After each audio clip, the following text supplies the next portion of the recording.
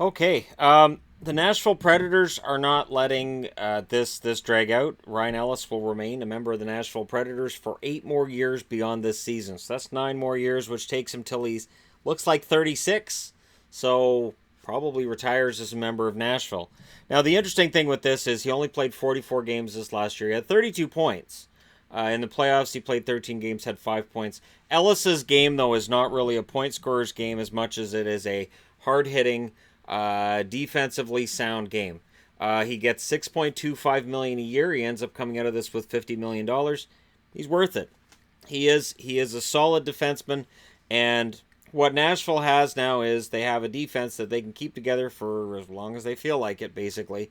The only trick to this becomes their defense becomes expensive to the point where it could detract from forwards and being able to keep that forward depth there. But honestly, the other option wasn't attractive either. The idea that Ellis was in his final year, maybe they would have looked at trading him at the deadline if they couldn't lock him up. There would have been all this discussion, all this talk.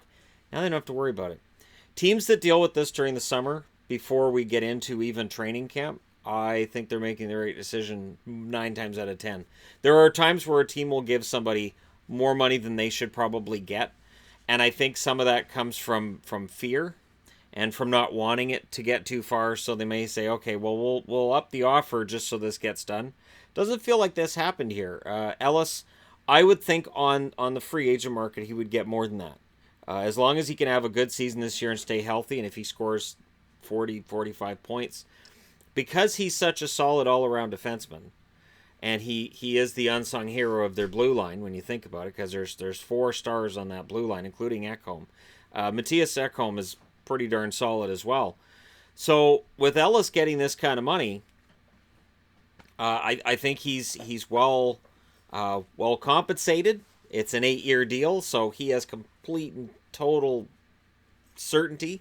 The one thing that doesn't come out when these deals get signed, I'm going to double check on this, but we don't know what kind of bonuses might be in that. The bonus money, of course, is something I've talked about with contracts. They don't necessarily release that right away.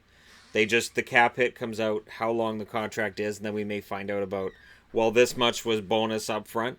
But either way, David Poile, again, showing that he's going to keep this team together, for better or for worse, and that Nashville still feels like they are in a position to win now and potentially win again later.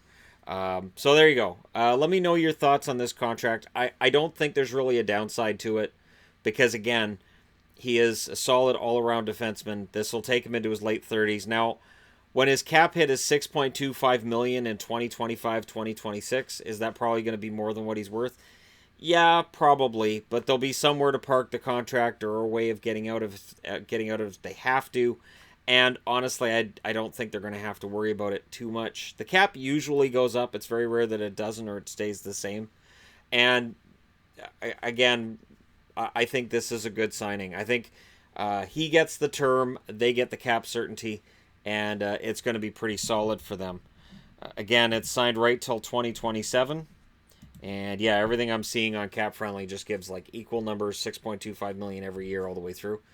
Usually the contract will get revealed, and again, this is just based on the initial report, but it's a solid signing. $50 million. Congratulations to Ryan Ellis on getting $50 million. It's truly an amazing age we live in for these players, while I'm doing reports on history about how Bobby Orr's $7,500 contract in 1967 was one that really drove up the price of players. So there you go. Thank you guys so much for watching. Hit like and subscribe if you're browsing your way through. You just happened upon this video. I'll talk to you again soon.